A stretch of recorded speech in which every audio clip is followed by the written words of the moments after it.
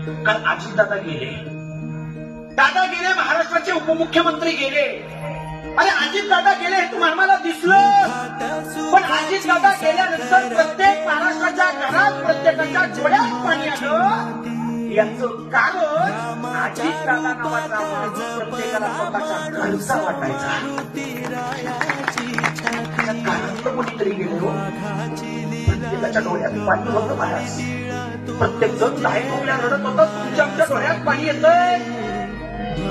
मोठं नवल नाही, पण स्वतःचा लेख गेल्यासारखा सारा बारामतीवर ढसा ढसा रडत होता महाराज. कारण आज अजूनही अजितदादावर अंत्यसंस्कार चालू आहे.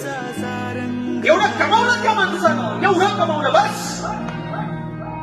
माणसाची संपत्ती काय?